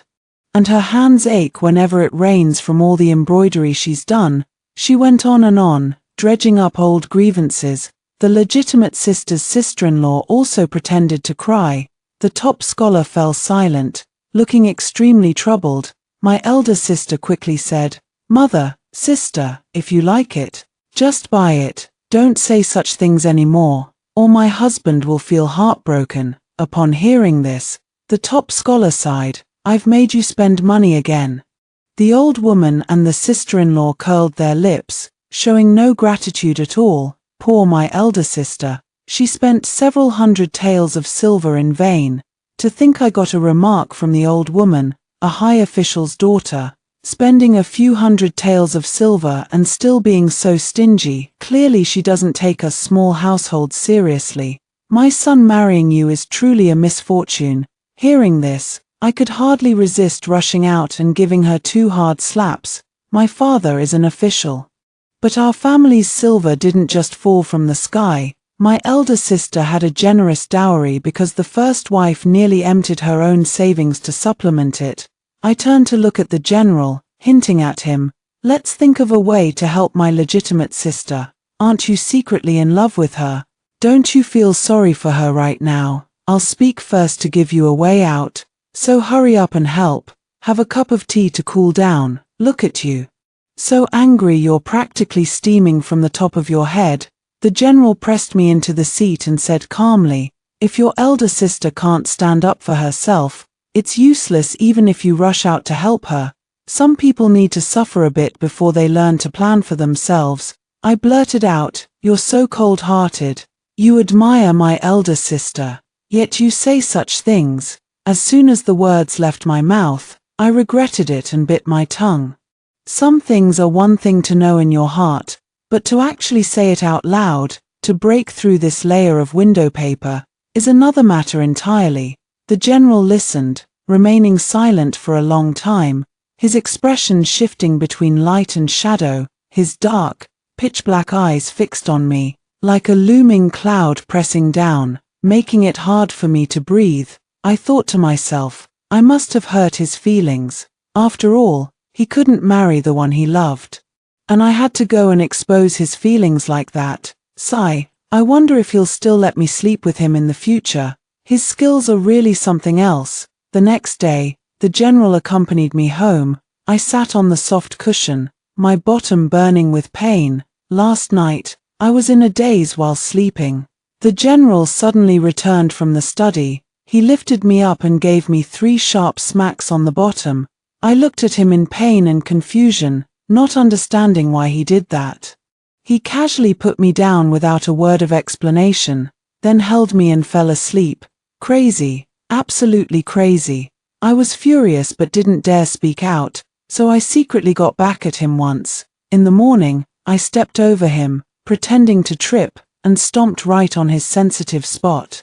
He immediately grimaced in pain. You hit my butt, I'll make your balls shatter. All settled. I chuckled twice and ran off. Anyway, I'm going home today, so I'll just stay at home for a few days, by the time he comes back.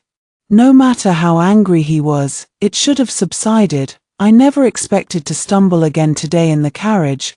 The general furrowed his brows and sighed repeatedly. I was truly annoyed by the sound and asked with feigned concern, "What's wrong with you?" The general then glanced at me and said, "It hurts.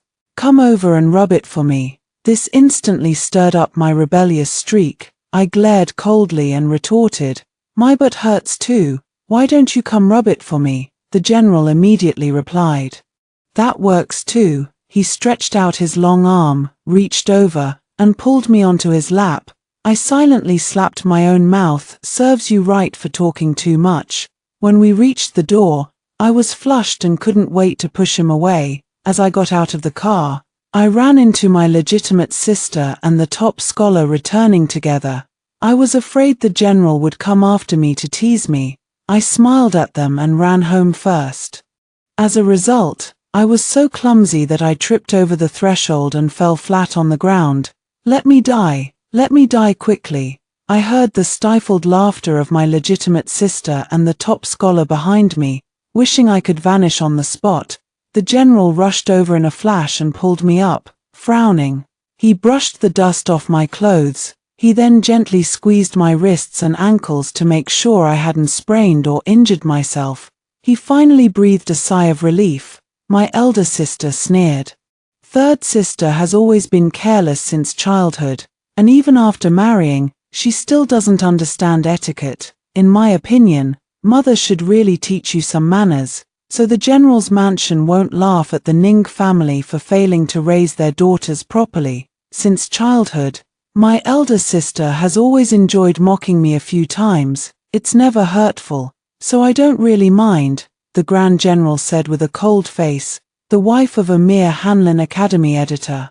Instead of worrying about whether her own husband's salary is enough, is now lecturing a second-rank titled lady. It's truly a case of a dog catching mice, meddling in others' business. I saw my legitimate sister instantly turn pale with shame and anger, almost fainting on the spot. She had never been lectured in such a vulgar and straightforward manner before. The general pulled me along as we walked home. He suddenly added, "I just said that casually. I wasn't calling you a rat. So don't overthink it," I casually said. "This is nothing. I've been scolded by the head wife and the concubines since I was a child, so I've long since mastered the art of thick skin. Sometimes the head wife gets so angry that she curses whatever comes to mind in her dreams. A little wretch born of a great wretch, a born lowlife, a scoundrel and a rogue, a lazy, good-for-nothing debt collector. Beasts and animals are not good things. Anyway, she can curse all she wants, but I don't feel a thing." The general squeezed my hand. "Why is she cursing you?" I couldn't answer that question. Who knows? Maybe you don't even need a reason to dislike someone. My father hosted a banquet to entertain his two sons-in-law. Even my mother was invited to sit at the main table for the meal. After the meal, it was customary for the sons-in-law to present their gifts. The general treated everyone equally, giving each of the ladies a heavy, solid gold bracelet. It was like a wholesale deal, all the same style. So no one could secretly compare them behind each other's backs. Though a bit tacky, it was practical. Auntie Wang, that moneygrubber, couldn't stop grinning from ear to ear. She quietly reached out, slipped her second sister's bracelet off, and tucked it into her sleeve. Her second sister stomped her foot in anger. But there was nothing she could do. It was the top scholar's turn to present gifts, her eldest sister said with a meaningful smile. Brother Shu has put a lot of thought into the gifts he prepared for everyone. What are you saying? The general's golden bracelet isn't good enough for you. At a time like this, you still have to mock me a few times. My elder sister really doesn't get tired of it. When the gift was presented, everyone was stunned. It turned out to be a collection of poems by the top scholar. Aunt Wang came today with a mission to put me down and elevate my legitimate sister. But after holding back for a long time, she finally managed to say, "Literature and ink are priceless.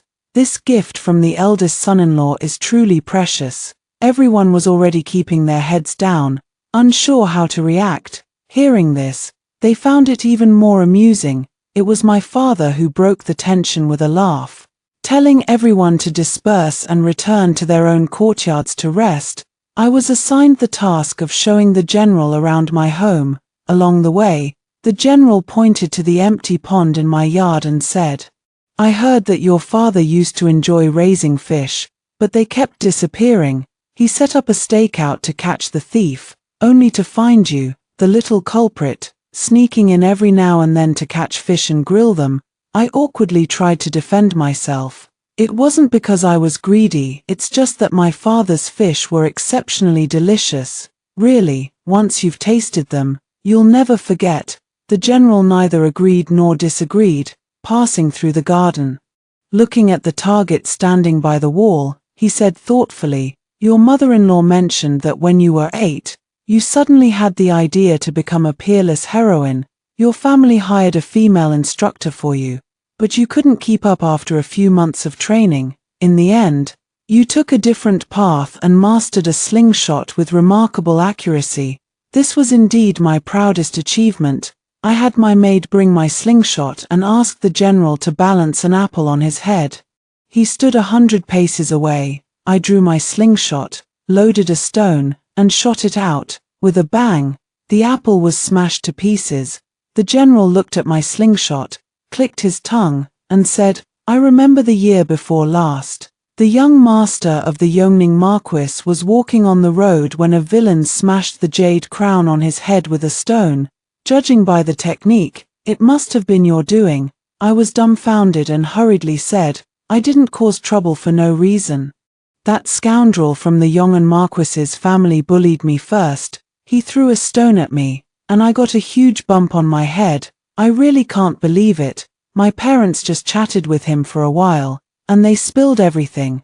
They said I steal fish to eat, and that I know how to use a slingshot. There are no secrets left at all. I should bring him back less often in the future." I muttered dejectedly, "You sure are curious about me."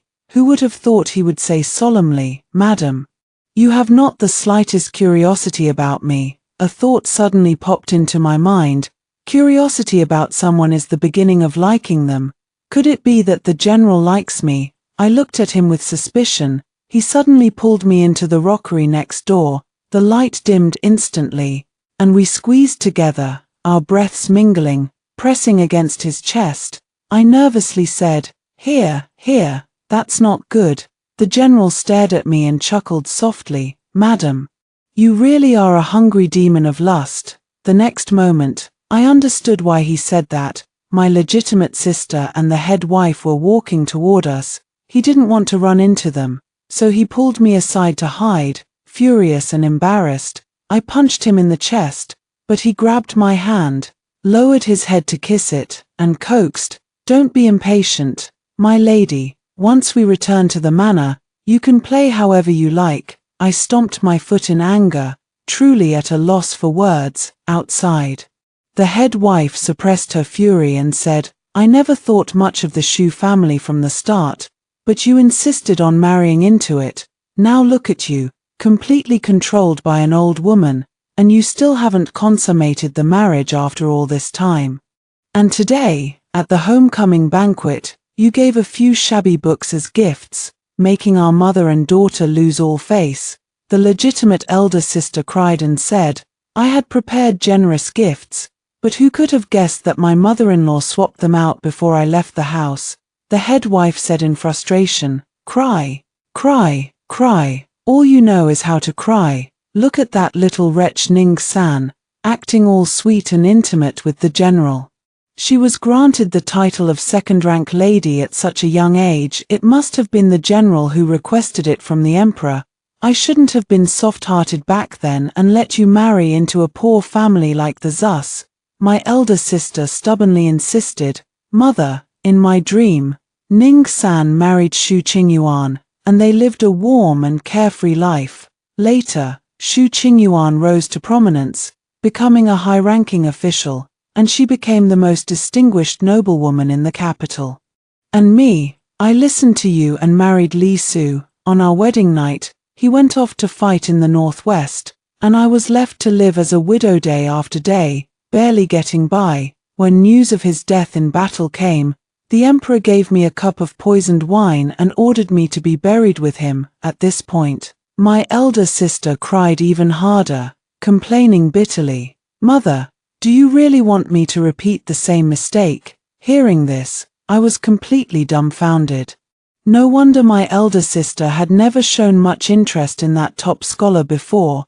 After falling seriously ill, she suddenly became determined to marry him and no one else. It turns out she had actually dreamed of her past life. The general frowned silently, lost in thought. The lady of the house held her close and said with a pained heart, Oh, that was just a dream. But the benefits Ning-san gained from marrying the general are real and tangible, my dear. I know that old hag has been tormenting you with her rules, and I wish I could rush over and tear her face apart. But this is the life you have to live, and I can't live it for you, the legitimate sister said angrily. In my dream, Ning-san got along very well with that old hag and the unmarried Shu Qiaoa. They would go out for tea and watch plays every now and then, when she missed her mother. Shu Qingyuan even specially asked father to bring her mother back to the Shu family to stay from time to time. Shu Qingyuan, with his rule-abiding nature, often indulged Ning-san. Even when she pulled his face in public, he would just smile. But why did everything change so much after I married him? I recall the handsome face of the top scholar, who would open his mouth and speak the words of sages, always talking about rules and propriety. I really can't imagine how I could ever pull his face. His mother and sister are the type who are blinded by money, so how could I possibly get along with them? After a while, the first wife said with a complex tone, Wana, have you ever thought that maybe it's not about who you marry? The eldest sister looked at the matriarch in confusion. The matriarch closed her eyes and sighed deeply, saying, It's Ning-san herself. No matter who she marries, she can make a good life for herself. My elder sister covered her ears and screamed, Mother, you know perfectly well that I've always been fiercely competitive since childhood, and I absolutely despise that lazy third sister Ning, yet you say such things, stabbing me right in the heart. I couldn't help but mutter quietly, my elder sister has always been competitive, striving to outdo everyone in everything. But while she works hard herself, she always complains that I'm not diligent enough. The general scratched my chin, as if to comfort me. Having an overachieving elder sister by my side is truly a pain. You know, she strives for perfection in every art she pursues. Yet, nothing in this world is flawless. There is always someone better. When others surpass her, she redoubles her efforts. Sometimes, I even think she is too stubborn. My elder sister seemed to be in a trance, muttering to herself, why can she live so freely? Even when mother scolds her so harshly, she remains unmoved like a fool, just quietly munching on fruit. When father punished her by making her kneel in the ancestral hall, she simply fell asleep on her own. She never cares about how others judge her. At the banquet hosted by the Prime Minister's daughter, my poem won first place. She couldn't come up with half a line of poetry, yet she shamelessly clung to the Prime Minister's daughter, saying things like, "In this world, there are geniuses like you, sister, and mediocrities like me. Please just let me pass," with just one sentence. She managed to bewitch the Prime Minister's daughter, who even affectionately called her little sister. The more my legitimate sister spoke, the paler her face became. "Mother, I'm jealous of her. I hate her. She always manages to make everyone like her and care about her without even trying. I refuse to believe that after the general dies in battle in the Northwest, she'll still be able to live as comfortably as she does now." Overwhelmed by anger, she fainted. The head wife hurriedly called for help, and they hastily took my legitimate sister away. I scratched my head and said with frustration, "My legitimate sister is actually jealous of me. She has talent and works hard. Even if I worked myself to death, I couldn't match a tenth of her, so I just gave up." She's been close friends with the Prime Minister's daughter since childhood, and they've always gotten along well. She's also very comfortable in the Prime Minister's residence. But I'm just a concubine-born daughter. At their banquets, I naturally have to rack my brains to say witty things to please them. If we really go into detail about these things, there's no end to it. The general remained silent for a long time before saying indifferently, "It's just unnecessary worry. You don't need to take those words to heart. As for the dream she mentioned, I think it's nonsense. Xu Qingyuan is a weak and irresponsible person. How could you ever be interested in him?" I patted his chest and teased him. "My dear husband, you're gritting your teeth while saying Xu Qingyuan's name. Could it be you're jealous?" Unexpectedly, the general replied straightforwardly, "Yes, I am jealous." I doubted my own hearing and stared at him in a daze. The general gazed at me and said, "My lady, I am fond of you." Extra chapter. The general, everyone around me knows that I have feelings for Miss Ning-san, but she alone is like a block of wood, completely unaware. The year I returned to the capital, the emperor, seeing me moping around at home every day, assigned me a task. He wanted me to secretly investigate the third prince, to see who he was meeting with in private and whether he had any rebellious intentions. When investigating the household of Lord Ning from the Ministry of Revenue, a strange booklet was found under the pillow of the third Miss Ning. It contained the names of many eligible young men in the capital, including those from upright families, fallen noble houses, and talented scholars from the Hanlin Academy, among others, and my name was also prominently listed among them. Miss Ning's handwriting is atrocious. I suspect she dipped a chicken claw in ink to write. The characters for Li Su were so disjointed and poorly formed that they were painful to look at. I patiently read the annotations that followed. Li Su, a second-rank general with a decent salary, a home body, advantages, simple family structure, no domestic conflicts, broad shoulders, narrow waist, a warrior's physique, excellent marital life. Disadvantages: too dull and humorless, overly serious. Summary: economically suitable man, marriageable, allow me to gradually plan for it. I wanted to see who this third Miss Ning was, who intended to take her time with me. I first met her in the spring. The old princess sent out invitations to all the families, inviting them to admire the flowers. To put it bluntly, it's essentially a matchmaking dinner. The old princess privately told me, "The emperor is anxious about your marriage. If you take a liking to any of the young ladies from noble families today, just speak up." Those young ladies from noble families were all dressed modestly and simply today, and when I glanced over, they avoided my gaze, as if I were some kind of monster. I couldn't help but feel a bit amused. In their eyes, someone like me, who comes from a humble background, is seen as an upstart, without roots. family, or heritage, they would never even glance your way. I think of that Miss Ning-san in my heart. It's quite amusing that in her eyes, I'm actually someone worth marrying. Hearing someone shout, "Daiwan, you're finally here." The eldest daughter of the third Miss Ning bears this name. I glanced over there, lost in thought for a moment. According to the secret agent's report, this third young lady of the Ning family, her maiden name is Ning Dayu. Yet she never allows others to call her by her maiden name, and each time she hears it, she becomes extremely embarrassed and angry, though no one knows the reason. Who would have thought that as I gazed at Ning Daiwan in a daze, the old princess secretly took notice. She thought I had taken a fancy to Ning Daiwan, leading to yet another misunderstanding.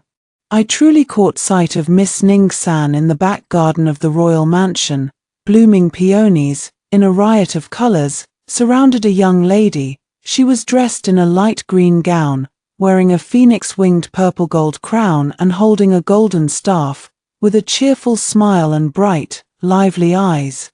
Just one glance at her made one feel full of vitality, as if she had absorbed all the spirit and beauty of spring. Several children gathered around her, urging her on. "Sister, hurry up and tell us." Miss Ning-san brandished a golden rod and let out a strange cry, "Hiya!" Picking up from where we left off, the monk Tang Sanzang and his 3 disciples journeyed to the flaming mountain, only to be blocked by raging flames. Unable to continue westward, coincidentally, she animatedly told the story, introducing one fantastical character after another, like the Bull Demon King and Princess Ironfan, all of which I found incredibly fascinating. As she reached the end, her maid Ping Ping whispered softly, "Miss, the banquet is about to end, we should be going." The children wailed in protest, refusing to let the gathering end. The young master of the Pinkang Marquis's family exclaimed, "Tomorrow, I'll beg my grandmother to host a banquet and send you an invitation. You must come." The little girl from the Prince of Cheng's household chimed in, "The day after tomorrow, my family is hosting a banquet, and will send you an invitation too."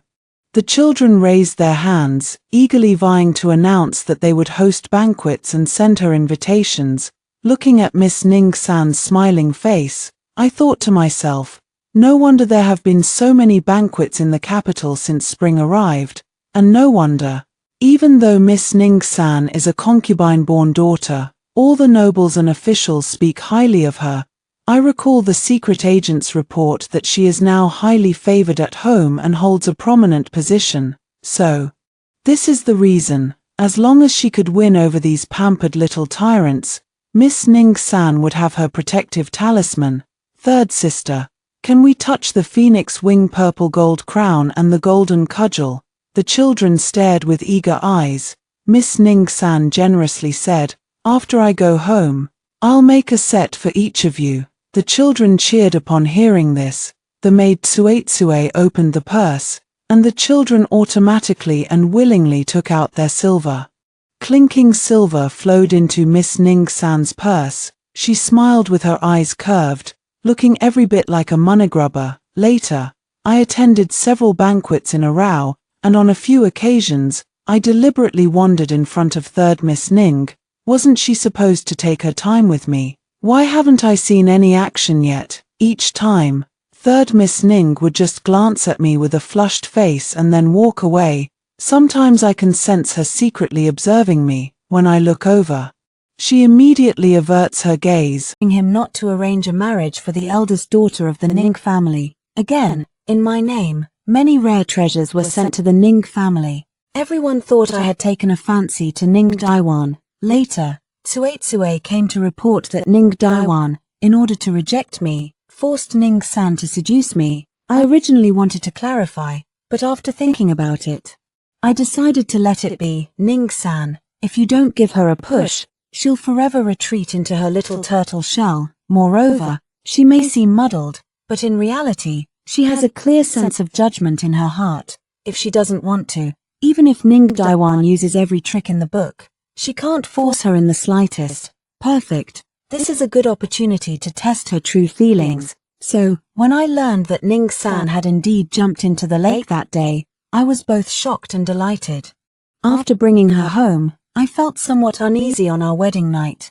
I knew that Ning-san had a preference for men who were well-dressed and handsome, but I had many crisscrossing scars on my body, and I was afraid of startling her, as the saying goes. Boldness comes with beauty. Ning-san married me, but she gave birth to a bear's courage. She came out to find me in the dark, and actually watched me practice swordplay until her nose bled, alas, but she was convinced that my heart belonged to her elder sister. Though she appeared close to me, her heart was quietly drifting away. He clearly saw the portrait of Ning Daiwan in the box but pretended not to know. That painting was done earlier, commissioned by the emperor, who said it was to comfort my longing. I hadn't had time to deal with it before she saw it. Ning-san insisted on pretending not to know, determined to maintain a marriage that appears harmonious on the surface but is actually estranged. I felt both angry and amused. I sat in the study until midnight, and when I returned, I saw her sleeping soundly, sprawled over the quilt. I was so frustrated that I lifted her up and gave her a few slaps to vent my anger, but when she looked at me with sleepy, confused eyes, I felt a pang of heartache. Holding her in my arms, I kissed her again and again, never feeling it was enough. I had long seen Ning-san's cowardly demeanor and decided to clear up that misunderstanding when I returned home. After hearing this, she stared blankly, lost in thought. I gently squeezed her hand, cleared my throat, and said, "Do you understand now? From the very beginning, the one I admired was you." But she exclaimed in surprise, "So, if my father really was involved in the rebellion, my whole family would be beheaded? How dangerous." Luckily, my father is just a coward who occasionally embezzles a little money. Tsuetsue is actually a secret agent. Does she sleep on beams and no qigong? Who knows what that little brain of hers is thinking about? I helplessly nudged her head. Don't you have anything else to tell me?" She lowered her head, her ears turning red, and said, "What is there to say?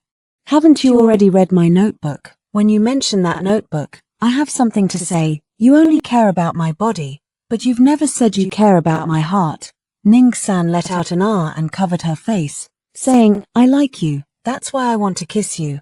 It's not like I want to kiss every good-looking man out there. I'm not some kind of lustful demon." She refused to discuss this topic with me any further.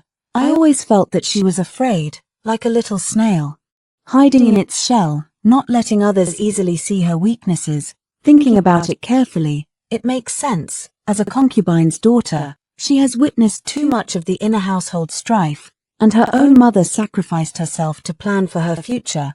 How could she dare to easily give her heart away? We have a long future ahead of us. Ning-san suddenly looked at me with confusion again and said, "The emperor is truly good to you. Could it be that you are his illegitimate child?"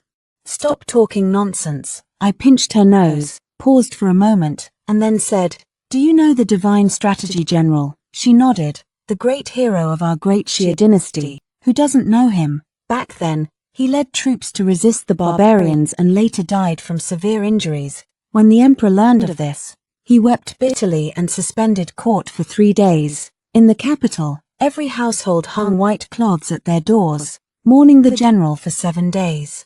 I remembered what my father said to me before he died. The emperor and I grew up together since childhood, as close as brothers. If he takes you back to the capital after my death, he will surely shower you with endless favor. In the capital, the culture of valuing literature over martial arts is prevalent, and I truly don't want to see you grow into a pampered, delicate young master.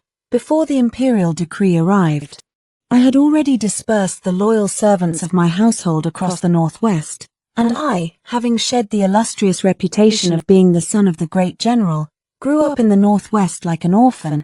It was also at that time that I came to understand my father's well-intentioned efforts. Everyone in the army praised me for having the talent of a fine commander, but in reality, on the streets, I couldn't even defeat some aggressive and fierce beggars at the age of 15. I was conscripted into the army, starting as a flag bearer. I gradually rose through the ranks. Later, after achieving military merits, the supervising officer sent by the emperor, who was an old friend of my father, recognized me by my appearance. I have just been appointed as the Grand General and was forcibly recalled to the capital by the Emperor. After hearing my story, Ning-san's eyes grew misty as she sighed and said, "When you were being beaten outside and couldn't get enough to eat. Did you miss your parents a lot?" My heart ached with a heavy, sour feeling. I held her close and, after a long while, finally said, "At first, I missed them terribly, but later, I was too busy to even think about it." Ning-san vowed earnestly, "I will make sure you live a good life, you can rest assured." But in my heart, there was another matter. Ning Daiwan's dream might hold some truth, according to intelligence from the northwest. The barbarians are likely to gather their forces before winter sets in, ready to fight to the death. I'm afraid I have to return to the northwest to fight. If I die in battle, what will happen to Ning-san? I didn't expect her to bring this up first. She said hesitantly, "I'm willing to go to the northwest with you, but I really can't bear to leave my mother." I held her tightly, comforting her. "You stay in the capital and wait for me. Don't worry, even if I die in battle. The Emperor won't sentence you to death. All the wealth of the general's mansion will be left to you.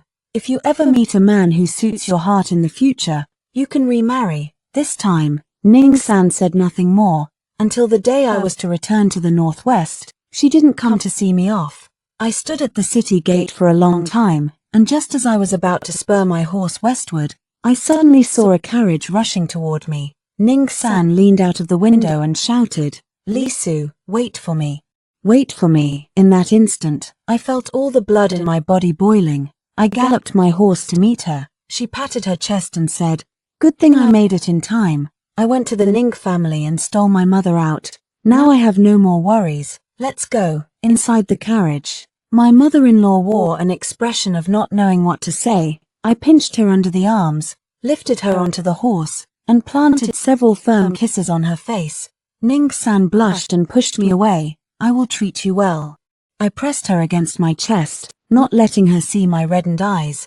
"Ning-san, I won't die. Even if I have only one breath left, I will crawl back from the underworld. I can't bear to let you marry someone else." Extra. 5 years ago, a fierce battle was fought in the northwest, and it was truly perilous. Lee-Su nearly lost his life. Fortunately, the barbarians were driven back to their homeland, leaving them breathless for at least 10 years. The emperor's rewards were sent from the capital as if they cost nothing. Every year, several imperial edicts were issued, urging Lee-Su to return to the capital for a visit. This year, there was no way to delay any longer. The family returned to the capital with a light and simple entourage. Arriving at the city gate, Ning Mingsong was the first to step forward. Immediately launching into a scolding barrage, "Ning Dayu, you've really gone too far. How dare you sneak your mother away without a word? Get out of the carriage. Don't talk to me about being a titled lady or a general's wife. As long as you still bear the Ning surname, I can beat you until your skin splits and your flesh tears." Ning-san huddled inside the carriage, covering her ears, and glanced at her mother. Her mother poked her forehead and laughed. "Now you're scared." Ning-san stuck out her tongue, acting coquettishly. "Mom, you wouldn't really want to be apart from me, would you? After all, she was her own daughter, she had to protect her." Sun Yaonyang lifted the curtain and met Ning Mingsong's furious face. She calmly said, "Master, it was I who ran away on my own back then. Whether you sell me off or beat me to death, it is entirely up to you." Ning Mingsong had not seen Sun Yaonyang for 5 years. Upon noticing that her beauty had surpassed what it was before, he stammered, "Why speak so gravely? Could it be that in your eyes, I am such an unfeeling person?" Lee-Su, holding the crispy cakes he had bought on the way, caught up and raised an eyebrow, saying, "It has been 5 years since we last met, father-in-law. Why do you speak of beating and killing as soon as you open your mouth?" Mother-in-law was commended by the court for treating the wounded in the northwest back then. If you wish to punish or beat her, you must submit a memorial to the emperor. Ning Mingsong felt a bitter taste in his mouth and was left speechless by the teasing. Yaroniang's family used to run a pharmacy, but later got involved in a murder case. Both of her parents were bullied to death by villains. In order to seek revenge, she became his concubine. Unexpectedly, after moving to the northwest, her medical skills came in handy and allowed her to shine brightly. Now, She is no longer the concubine he could manipulate at will. These past few years, everyone says he has been blessed with good fortune. His legitimate daughter married the top scholar, who has a bright future ahead.